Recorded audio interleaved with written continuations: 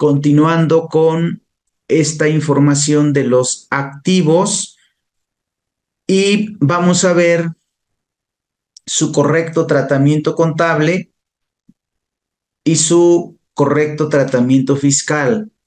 Pudiera coincidir o no. Lo normal es que no coincida, pero en el caso de que coincida lo contable con lo fiscal, es válido. Aquí nosotros tendríamos que revisar, por principio de cuentas, las políticas de la empresa. Y si las políticas de la empresa no fueran suficientes, entonces tendríamos que revisar otros elementos alrededor de estos activos fijos. Voy a compartirles pantalla e inicio abriendo el archivo que teníamos la semana pasada del Excel, en donde aparece la información de los casos.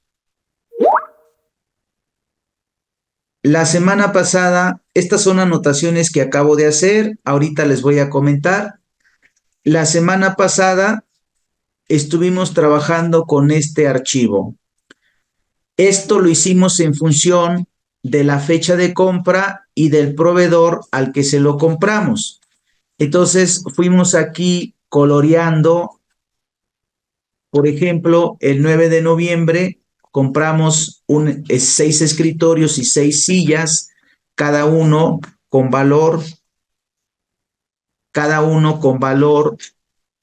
de 1,724, un total de 10,000 más el IVA. ¿Ok? Entonces, estos activos yo los compré con un proveedor. Y luego, el mismo 9 de noviembre, compramos 6 computadoras, 6 teléfonos. El 10 de noviembre, compramos el mueble para la recepción, el stand o el módulo, como le quieran llamar. El 11 de noviembre, compramos 3 sillones para el área de recepción, atender a los clientes.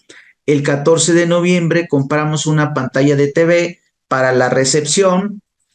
El 15 de noviembre compramos un horno de microondas y un frigobar que lo estarán utilizando los trabajadores. Recuerden que esta empresa se va a dedicar a comercializar y lo que va a vender son folios o timbres fiscales. Ok, Arturín, muy buenos días. Un saludo hasta San Luis Potosí, mi estimado Arturo.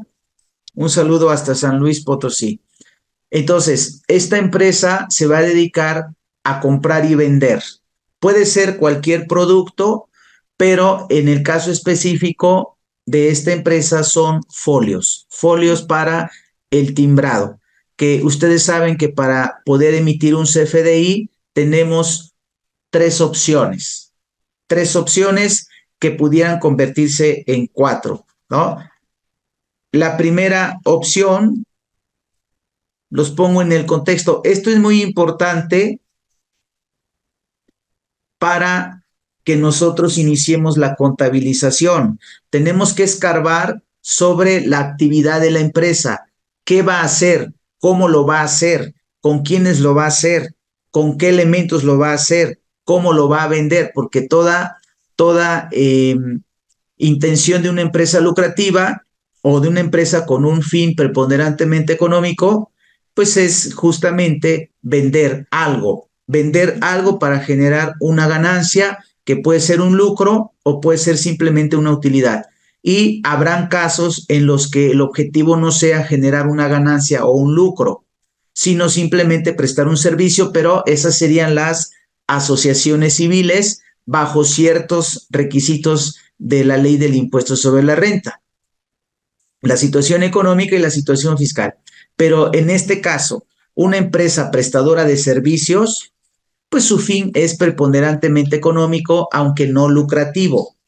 Y una empresa comercializadora, su fin es lucrativo. Entonces, esta empresa es comercializadora. Entonces, nosotros tenemos que escarbar tanto en el acta constitutiva, las políticas de la empresa, etcétera, si es que llegamos a trabajar a una empresa ya establecida. o si es que estamos asesorando a nuestros prospectos de clientes o nuestros clientes porque van a dar de alta una empresa o van a crear una empresa. Entonces, acuérdense ustedes que dentro de lo primero que nos preguntan como contadores es la conveniencia de persona física o moral. Entonces, es uno de los puntos que ustedes tendrían que revisar como contadores públicos al momento de ejercer su profesión, porque esta es una de las preguntas más comunes. Oye, quiero poner un negocio, ¿cómo me recomiendas ponerlo? No es una receta de cocina, no es una fórmula universal. Se tiene que revisar todos estos aspectos. Oye, pues ¿a qué te vas a dedicar? ¿Y cómo lo vas a hacer? Etcétera, para poderle sugerir. Entonces, una de las preguntas comunes es, ¿cómo lo hago? ¿Como persona física o como persona moral? Y entonces tienen que revisar el entorno. A veces conviene más como una persona moral, pero no siempre. No siempre. A veces conviene como una persona física. Aquí entramos en lo que se conoce técnicamente como planeación fiscal. Con base en lo que dice la ley, sugerirle a los clientes para pagar la menor cantidad de contribuciones, pero cuidando dos aspectos, sin incurrir en simulación y sin incurrir en violación a la ley. ¿Sí? Entonces, te sugiero como física o como moral.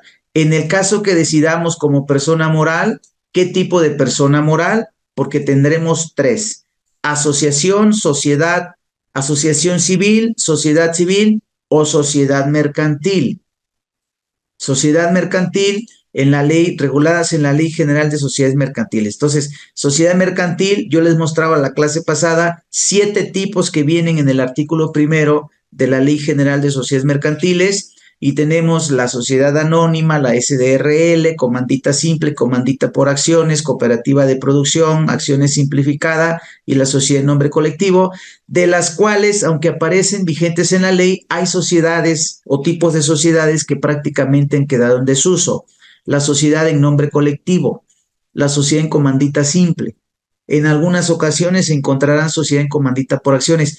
De esas sociedades, de esas 7, son 4 las que más se utilizan. La sociedad cooperativa de producción, que tiene su propia regulación. La sociedad por acciones simplificadas, la sociedad anónima y la sociedad de responsabilidad limitada. Son las 4 que sobresalen de las otras, de todas las 7.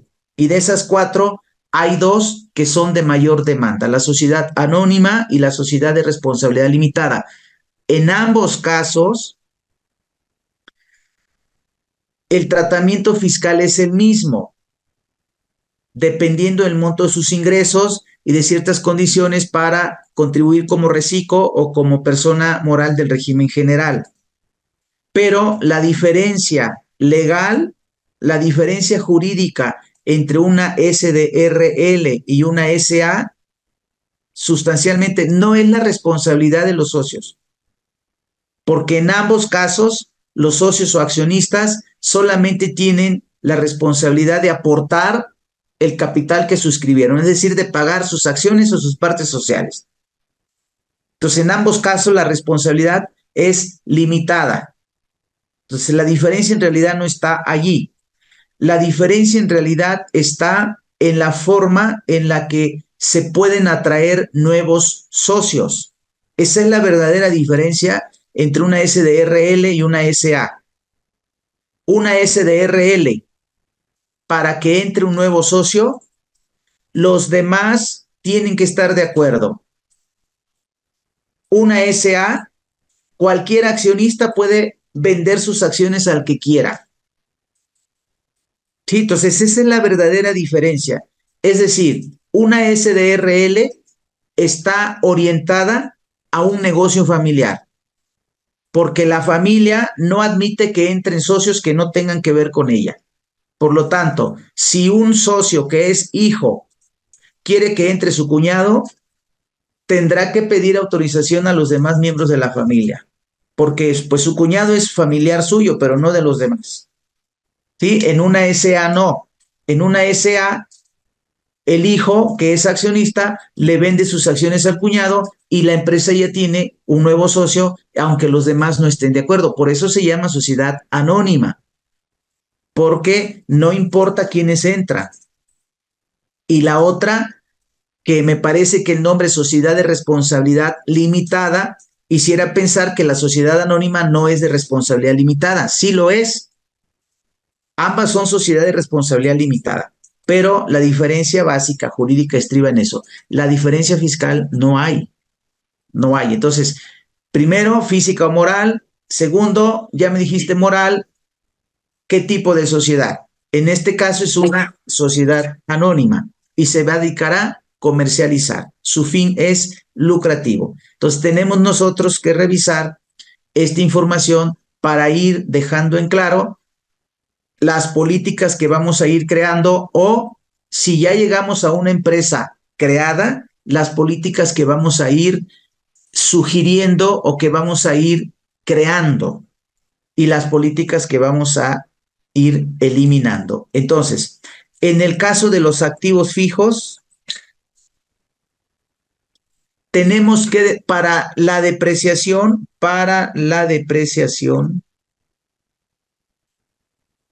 activos fijos. Para la depreciación tenemos, como lo decíamos, que revisar dos aspectos importantes. La vida útil. Y la vida útil puede estar marcada por la política de la empresa o por su propia naturaleza del activo fijo. Naturaleza y uso. Entonces, la vida útil va a estar marcada por cualquiera de esos dos elementos. Un saludo, Fer, hasta Ciudad del Carmen. Muchísimas gracias por tus saludos. Muy buenos días. Un saludo hasta allá. ¿Ok?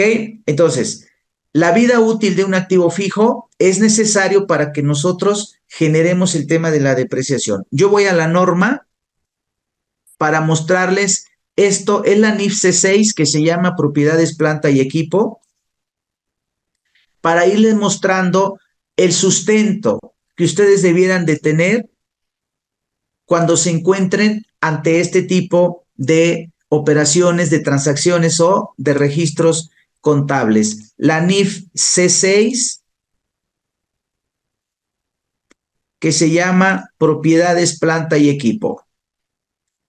Entonces, yo voy aquí a la sección 4622.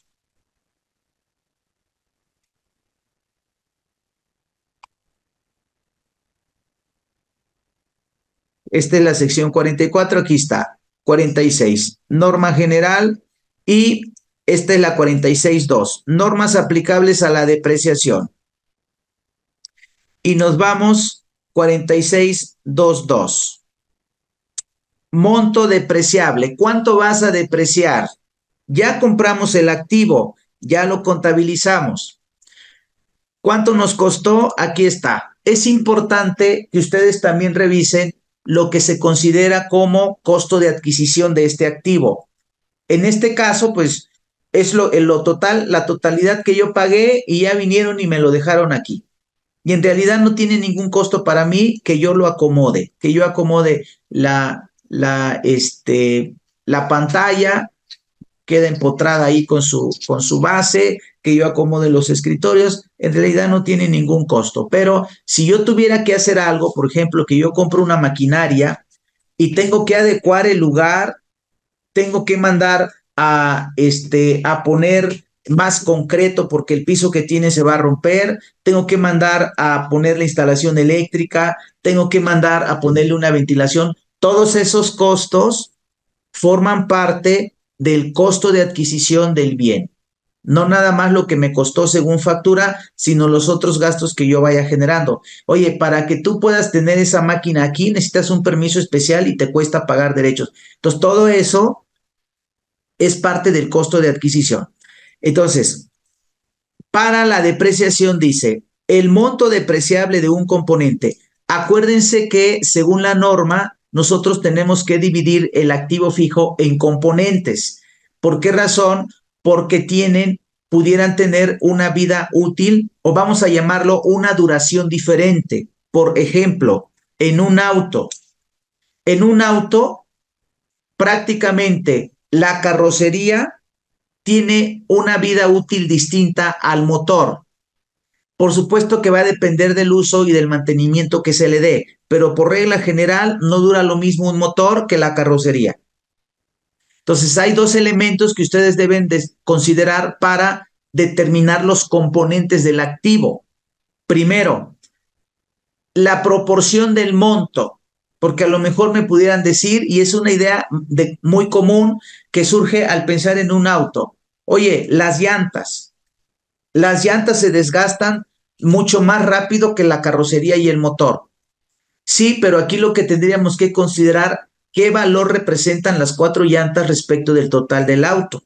Y a lo mejor ya no es tan significativo, ¿sí? Entonces, para que nosotros podamos sacar los componentes de un activo fijo, tendríamos que considerar su valor respecto de lo demás, ¿ok? Oye, pues son buenas llantas, ¿cuánto te salen? 4,000 pesos, 5,000, por 4 llantas son 20,000. Ok, ¿cuánto te costó el auto? 400,000. No, pues 20,000 respecto de 400,000 es el 5%. Realmente no tiene mucho sentido. Ah, pero el motor me cuesta 40,000, 50,000, 60,000 pesos. Ah, el motor ya representa un 10%, arriba de 2 dígitos. No es porque nos lo diga la norma. Aquí ya entra el criterio del contador. ¿Sí? Entonces, en el caso de los activos que nosotros compramos, por ejemplo, aquí los escritorios, no, pues es una sola pieza. Las sillas es una sola pieza. Oye, son sillas de llantitas. Pues el uso que le vas a dar es muy probable que se descomponga primero la silla que las llantitas. La computadora, en realidad, ya prácticamente son una sola pieza. El teléfono es una sola pieza. El módulo de recepción, una sola pieza. El sillón, una sola pieza. La pantalla, prácticamente igual las pantallas. Oye, llega a fallar, pues fallaron, no, ya no es como antes, ¿no? Oye, fallaron los bulbos, le vamos a cambiar los bulbos. Hoy prácticamente una pantalla que llega a fallar, si no es por el sistema que le tengan que dar una actualización, pues ¿sabes qué? Te recomiendo que te compres otra. El horno de microondas, el frigobar, en realidad, por ejemplo, el auto, aquí sí podríamos separarlo en 2 piezas, la carrocería y el motor. Yo lo voy a considerar como un solo componente, ¿ok? Pero aquí es para que ustedes vean que la norma nos habla de componentes. Entonces, el monto depreciable de un componente debe asignarse resultados, debe mandarse resultados sistemáticamente a lo largo de su vida útil. Fíjense qué es la depreciación. Dice la norma. La depreciación es un procedimiento que tiene como fin distribuir de una manera sistemática y razonable el costo de adquisición de los componentes menos su valor residual entre la vida útil estimada de cada tipo de componente. ¿Cuál es la fórmula para la depreciación según la NIF? Fórmula de la depreciación. Nos dice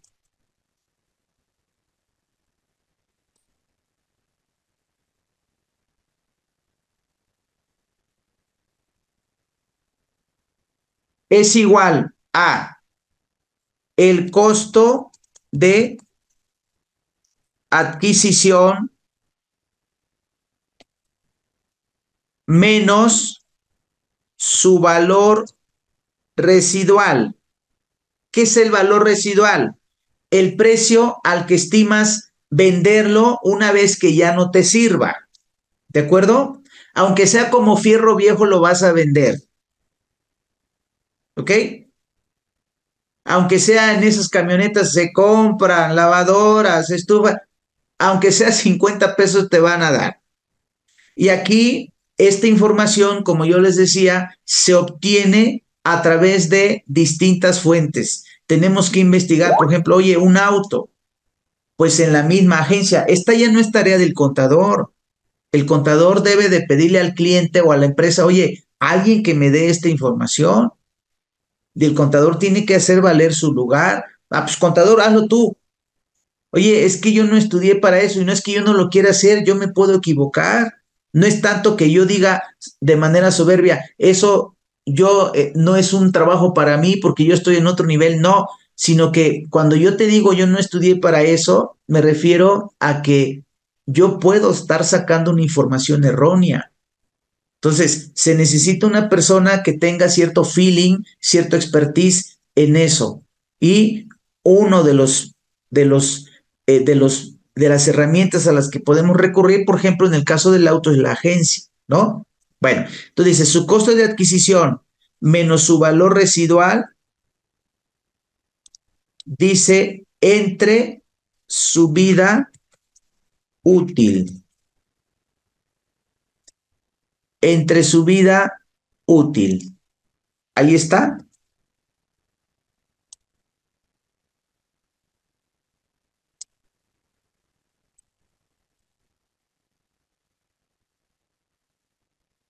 Eso es lo que nos dice la norma. Aquí está.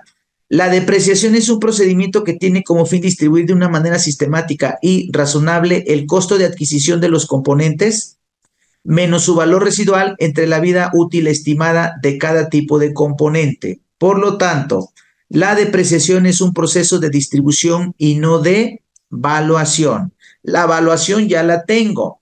La valuación la saqué con base en el valor del artículo, del activo, más los costos de instalación, más los costos de traslado, más los derechos, más la asesoría técnica, todo eso forma parte del valor del activo.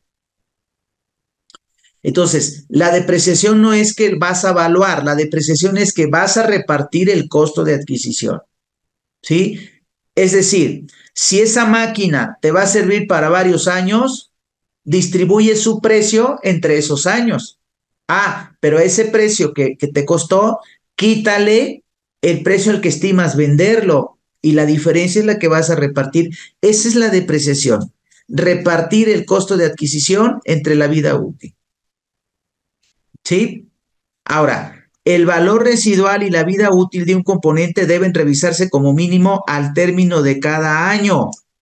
Sí, porque pueden cambiar los elementos, los factores. Por eso hablamos de un reconocimiento inicial que se llama registro inicial y un reconocimiento posterior. Ya la clase pasada les ponía yo los ejemplos. Oye, ¿qué pasa si yo estimo que al término de 5 años lo voy a vender en el 40% de su valor, pero resulta que esa marca se ha sobrevalorado y yo ya lo voy a poder vender al 60% de su valor? Tengo que recomponer las cifras, ¿de acuerdo? O al revés, oye, esa marca se ha devaluado tanto como pasó hace algunos años con los autos chinos, ¿no? Que de por sí se estimaba que los autos chinos no servían, pero fue muy rápido. Ahorita como que viene el renacimiento de los autos de fabricación china, pero los que tuvimos hace, ¿qué les gusta? Unos 10 años, 12 años, prácticamente son autos que ya no los vemos en circulación. Entonces se devaluaron más rápido en mayor cantidad de lo que estimábamos. Entonces también hay que recomponer. Entonces, por lo menos una vez al año revisar estos elementos. ¿Cuáles? Estos.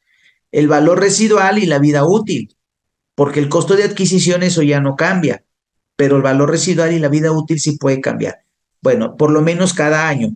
Y si las expectativas difieren de las estimaciones previas, los cambios deben reconocerse, registrarse prospectivamente.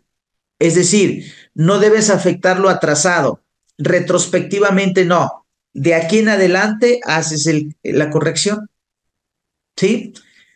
Como un cambio en una estimación contable de acuerdo con la NIF B1.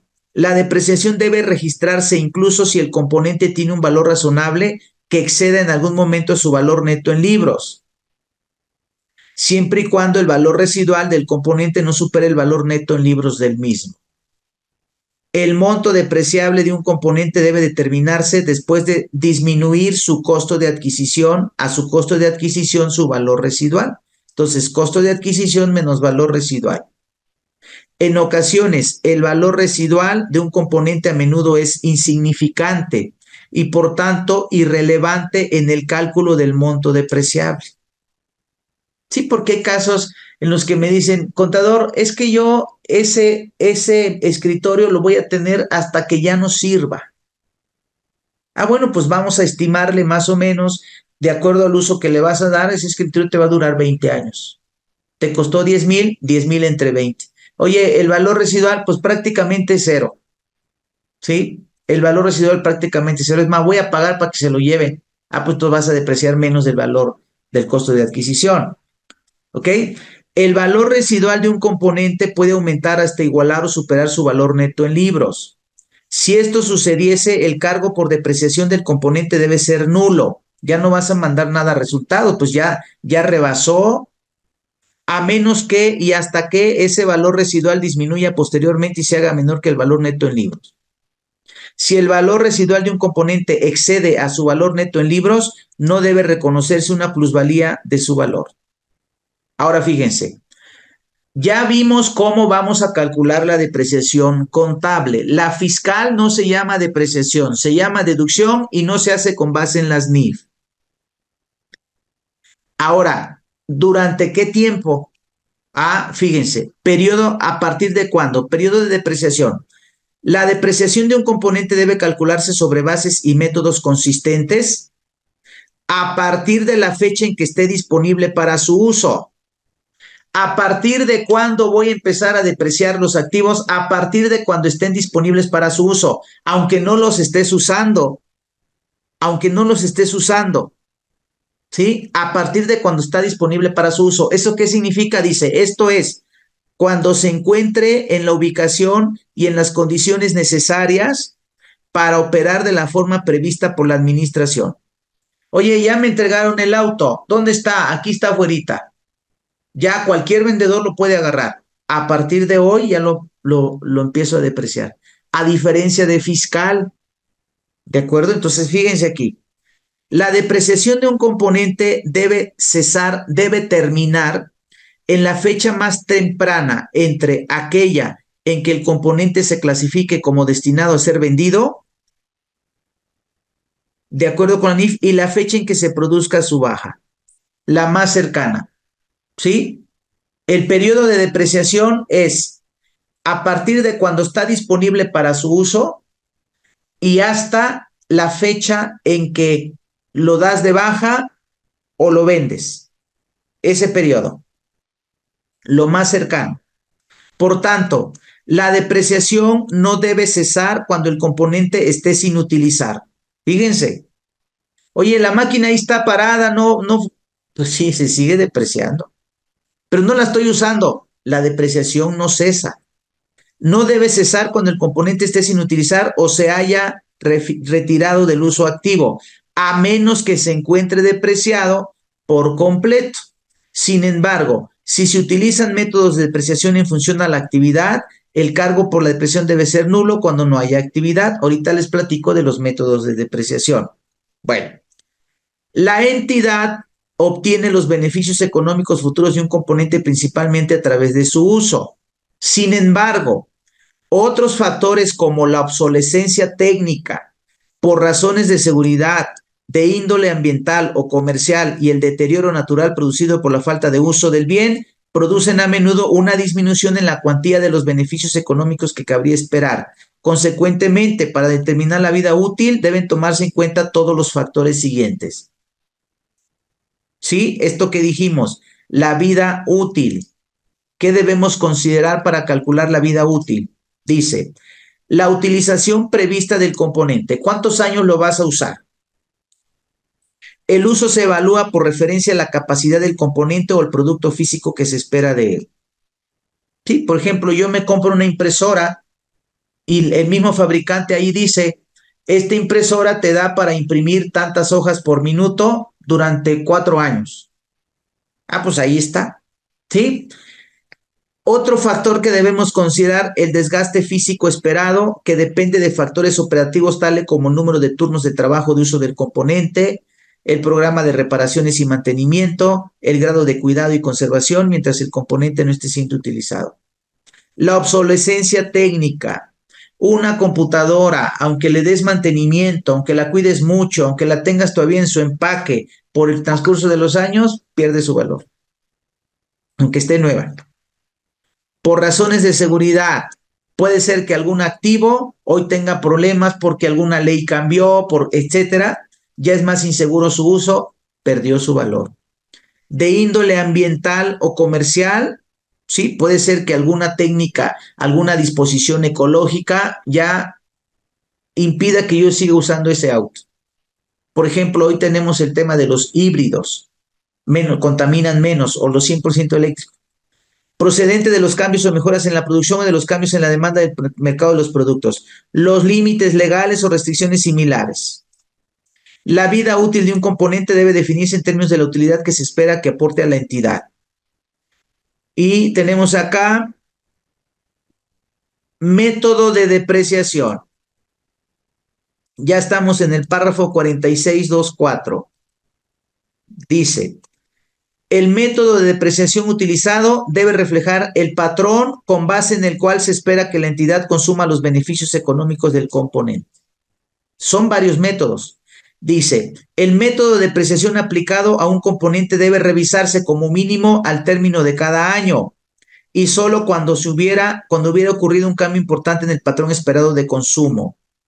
Debe cambiarse para reflejar el nuevo patrón. Dicho cambio debe reconocerse prospectivamente de aquí en adelante, ya lo pasado, pasado. Existen diversos métodos de depreciación para distribuir el monto depreciable de un componente de forma sistemática y razonable a lo largo de su vida útil. Entre los mismos se incluyen métodos de actividad. Por ejemplo, si yo soy una fábrica de ropa y compro una máquina que hace tejido y su depreciación, su desgaste es conforme yo la use. Entonces, oye, esa máquina en una hora te produce 500 piezas. Ok, entonces su costo de adquisición lo voy a distribuir de acuerdo con las piezas que me vaya a fabricar en todo el periodo, ¿no? Por ejemplo, aquí diríamos piezas por hora. 500 piezas. Horas de uso diario.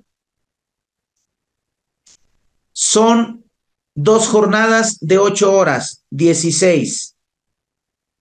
Y entonces decimos piezas por día, 500 por 16. 8,000 piezas por día. Días de uso al año. Oye, pues el año tiene 365 días. Quítale 52 domingos. Correcto. Los sábados también se trabajan 2 turnos. Entonces le quitamos 52 domingos. ¿Cuántos festivos son? 1 de enero, primer lunes de febrero, tercer lunes de marzo, 1 de mayo, 16 de septiembre, tercer lunes de noviembre y si hay elecciones como en este año. Son 7 y le sumamos el 1 de octubre que es cambio de poder ejecutivo. Son 8 menos 8. Son 305 días al año. Por lo tanto, unidades al año, 8,000 por 305. 2,440,000 unidades. Años de uso. La máquina la voy a utilizar durante 4 años y la vendo. Ya esa máquina después de 4 años, años de uso, 7 años. La voy a usar 7 años y la vendo. Por eso yo les comentaba aquí que la vida útil tiene que ver con las políticas de la empresa. Porque la empresa dice, nada más la voy a usar 7 años, 5 años, 4 años. Ah, ok, entonces, total de unidades, 2,440,000 por 7, 17 millones de unidades. Por lo tanto, costo de adquisición. La máquina me costó ya instalada, sin el IVA, ya con los honorarios que le pagué al ingeniero, la asesoría técnica, el traslado, el valor de la máquina, el financiamiento de la máquina, porque es a crédito. La máquina me costó 2 millones de pesos.